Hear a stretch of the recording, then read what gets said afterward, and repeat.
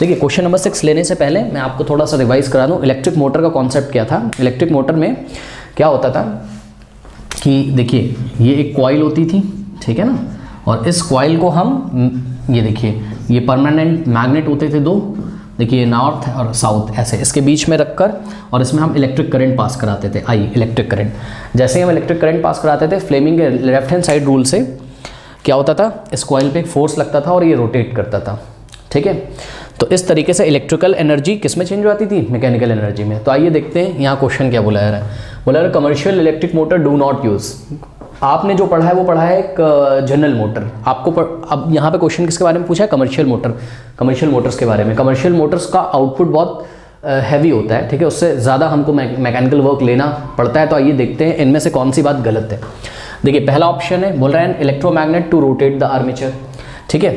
ये आर्मेचर को रोटेट करने के लिए इलेक्ट्रोमैग्नेट का यूज़ किया जाता है। जवाब है हाँ। देखिए भाई यहाँ पर इसको, ये जो आर्मेचर है इसको रोटेट करने के लिए ये नॉर्मल मैग्नेट्स नहीं लगे होते हैं, ओके, ये परमानेंट मैग्नेट्स नहीं लगे होते हैं, यहाँ इलेक्ट्रोमैग्नेट ही लगे होते हैं। बिकॉज इलेक्ट्रोमैग्नेट के द्वारा जो मैग्नेटिक फील्ड बनाई जाती है वो बहुत स्ट्रांग होती है, ठीक है। स्ट्रांग मैग्नेटिक फील्ड के कारण इस कॉइल पे ज़्यादा फोर्स लगेगा और ये बहुत अच्छी तरीके से रोटेट करेगा, ठीक है। पर सेकेंड्स के जो नंबर ऑफ रोटेशंस होंगे वो बहुत ज़्यादा होंगे, इसकी फ्रीक्वेंसी हाई हो जाएगी, ठीक है। तो ये तो बात बहुत बढ़िया इन्होंने बताई है, ये तो बात ठीक है, ठीक है ना। Electromagnet to rotate the armature को रोटेट करने के लिए इलेक्ट्रोमैग्नेट का ही यूज़ किया जाता है भाई। और इलेक्ट्रोमैग्नेट की और क्या खासियत होती है, आप इसमें करंट का वैल्यू बढ़ा दें यदि तो इसकी पावर बढ़ जाती है, ठीक है ना। इसकी पावर क्या हम बोल सकते हैं, इसकी स्ट्रेंथ इंक्रीज हो जाती है, ठीक है। तो कमर्शियल इलेक्ट्रिक मोटर इसको तो यूज़ करते हैं भाई, इस पर टिक नहीं लगाएंगे। डू नॉट यूज़, जो यूज़ नहीं करते हैं उस पर टिक लगाना है। पार्ट बी बोल रहा है effectively large number of turns of conducting wire in the current carrying coil. अब देखिए भाई सीधी सी बात है, ये जो करंट कैरिंग कॉइल है, ठीक, करंट कैरिंग कॉइल का भी एक मैग्नेटिक फील्ड बनता है और वही मैग्नेटिक फील्ड किससे इंटरेक्ट करता है, बाहर रखे हुए मैग्नेट से। बाहर रखा हुआ मैग्नेट चाहे परमानेंट मैग्नेट हो और चाहे इलेक्ट्रोमैग्नेट हो, ठीक। तो जब ये करंट कैरिंग कॉइल जो रखा होता है यहाँ पर, इसमें जो मैग्नेटिक फील्ड बनती है वो जितनी अच्छी तरीके से बाहर वाले मैग्नेट के मैग्नेटिक फील्ड से इंटरेक्ट करेगी उतना अच्छा रोटेशन होगा। तो आपको क्या चाहिए, आप इस कॉइल का मैग्नेटिक फील्ड अच्छा कर दो। अब कॉइल का मैग्नेटिक फील्ड कैसे अच्छा करोगे, करंट की वैल्यू बढ़ा के। करंट की वैल्यू कैसे बढ़ेगी, नंबर ऑफ टर्न्स बढ़ा दीजिए। यानी कि ये जो सेकंड ऑप्शन इन्होंने बताया, effectively large number of turns of conducting wire in the current carrying coil.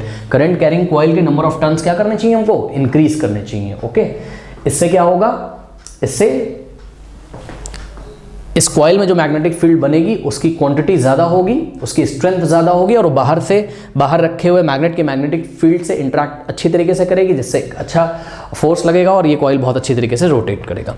तो ये भी ऑप्शन इन्होंने ठीक बोला है। पार्ट सी देखिए, पार्ट ए से जस्ट एंटी है, बोल रहा है a permanent magnet to rotate the armature. इस आर्मेचर को रोटेट करने के लिए क्या परमानेंट मैग्नेट की जरूरत होती है, नहीं। मैंने भी आपको शुरू में ही बताया था, ये बाहर रखे हुए मैग्नेट परमानेंट मैग्नेट नहीं होते हैं, ये क्या होते हैं, इलेक्ट्रोमैग्नेट होते हैं। तो ये वाला ऑप्शन इनका गलत हो गया, इस पर हम टिक लगा देंगे।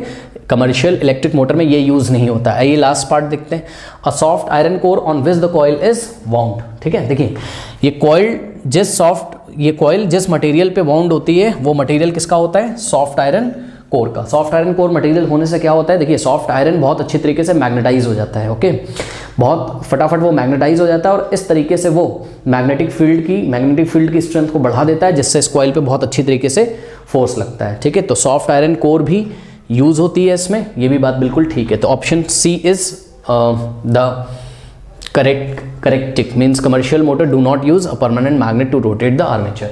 अच्छा स्टूडेंट, देखिए जिन बच्चों को कुछ भी नहीं समझ में आ रहा है, ठीक है, प्लीज़ आप जाओ पहले चैनल को विजिट करो, ठीक है।